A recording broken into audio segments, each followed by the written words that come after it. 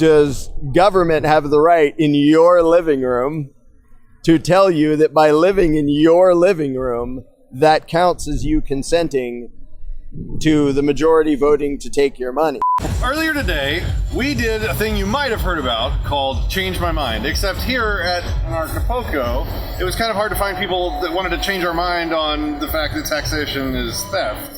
So I went undercover as Statist Patrick to allow people to test their arguments and to sharpen their wit on me. The arbiter of truth and all that is holy.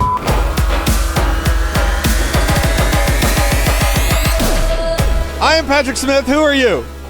I'm just some crazy weirdo. My name's Larken Rose. Hi, Larken. Thanks for sitting down with me. So what we're doing here today is we have a lot of people here that disagree with like one point that I'm going to take the position of, and I want people to try and rationalize their position against mine. My position is quite simply that taxation is not theft. Change my mind.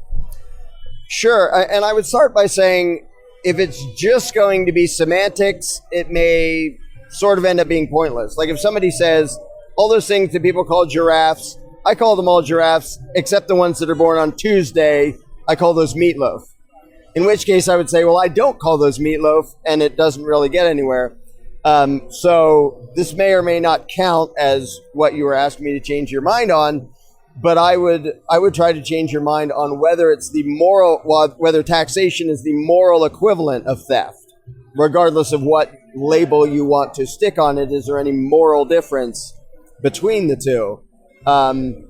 And so I would start by asking you if you believe that it is okay and justifiable and moral for government to force you to fund something that you actually think is destructive and bad for society. Well, the government doesn't force anyone to fund anything, right? Everyone gets a say. Everyone has an equal say of one vote to decide what everyone living here funds. And so there's no consent being violated in that situation. How big a group would that be true of? In other words, how many people, like if we took 5 or 6 people here, let's say there are 5 or 6 people sitting around this table, and we said, hey, let's have a vote, and we decide, let's take Patrick's money and buy ourselves lunch, would that, in your mind, be moral? Oh, we let you vote, by the way. We let you vote. We just outvoted you. So if I consented to that system beforehand, before the democratic vote process was put in place, then yeah. Okay, but if you didn't, like we just decided to take a vote and you say, well, what? I didn't agree to that. If you didn't agree to be in the vote and didn't agree to abide by the vote, would that then be immoral? Would I get some of the pizza?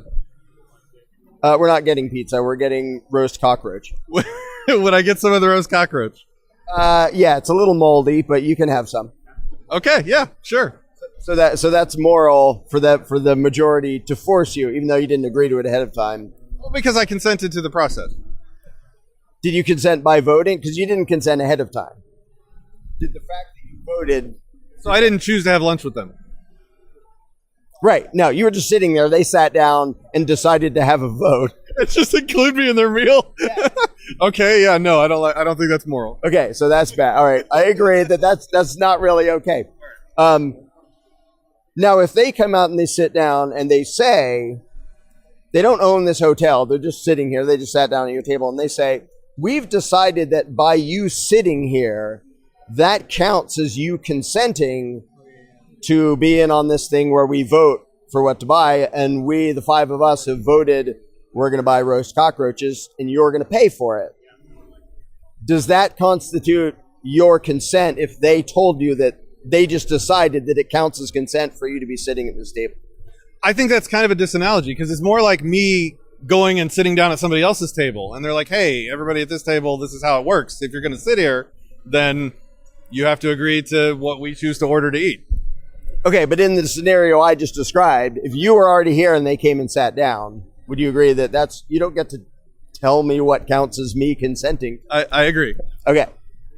Now, if they're at a table and you sit down and say, hi, guys, and they say, all right, by you sitting down here, that counts as you consenting. And by the way, you're not allowed to just leave. you have now consented to this arrangement, and we're voting, and you can have your one vote. Why can't I leave? Well, that's the question is, if they don't allow you to leave, does that make it immoral? Does that still count as consent if they say, no, the moment you sat down, you consented, and, well, you can leave, but there's a $7,000 fee to leave our table. Did I know those were the rules before I sat down? No. Then that's not moral. Okay, I agree. Now, if they make up those rules while you were already sitting there, they say, hey, everybody at this table, I think we should impose a $7,000 fee for anybody to leave this table. And you go, what? And they vote before you get what out of your mouth. Is that moral? Does that count as your consent? Can I opt out? No, they already voted. It's not okay. Okay, because they forced their will on you.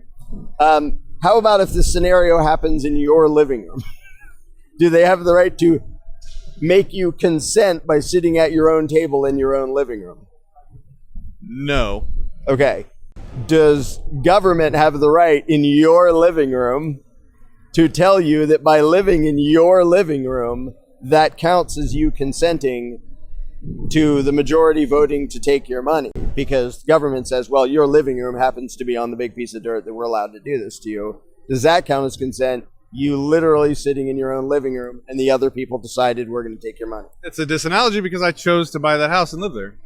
Okay, but in the scenario I actually gave, is that moral? Whether you think it's analogous to government. If my house pre-existed government, then that would not be moral. Okay, how about if your house didn't pre-exist government, but it pre-existed that rule?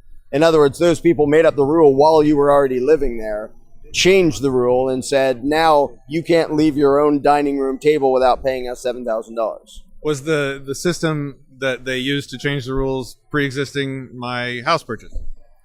Well, they decided it was going to be a vote, and then they voted. They didn't ask you, but they voted on whether it was going to be a vote, and you lost both votes. If I consented to that process, then it's okay. If I didn't, then no. Like if it was pre-existing my house purchase, then no. Okay. Now, when you talk about consenting to a process, how much involvement do you have to have before you would call it consent? Like if a bunch of people in your neighborhood say, we've decided that by living here, you're agreeing to chip in to pay to plow the roads or whatever. You're from Texas. You don't even know what it means to plow the roads. I was like mowing the lawn or some other. No, I have an HOA, and when I bought my house, I was given a copy of the rules and a copy of the process to change those rules that I had to agree to before I was able to buy that property. Okay, let's use this as an example then, because this is very useful.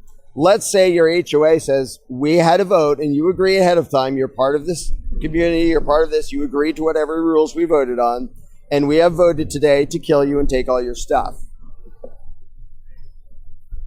That wasn't in the rules. No, but you agreed to abide by the change of the rules. Well, that's illegal. Well, not if they legalize it. Well, the government says that's illegal. Okay, but then the government says, yeah, you're allowed to kill Patrick. They changed their rules too and said, yeah, you're allowed to kill Patrick. And then the HOA says, yeah, we decided to kill you because you said ahead of time, I'll be in your HOA, I'll be in this country, I agreed by being here. Does that make it okay for them to kill you and take your stuff? Because, hey, they changed the rules and you agreed ahead of time to abide by the rules. Well, like if they changed the Bill of Rights to say, that I don't have a right to life, then I could leave if I didn't want to get killed. Unless they also changed the rules to say you can't leave, which, by the way, they did. Why can't I leave? Because I'm in Mexico right now. Because they changed the rules and said you can't. Oh. That you have to pay them a bunch of money. If you're a U.S. citizen and leaving, you have to pay them a bunch of money. And if you already owe them a bunch of money, they don't give you a passport. Okay, I give up. Very good. Very, very good. That was awesome. Yep. That was awesome. Pay your fair share. Hey, if you like this video, make sure you like the channel, hit that notification squad, and also consider becoming a patron on patreon.com/disenthrall. Baby.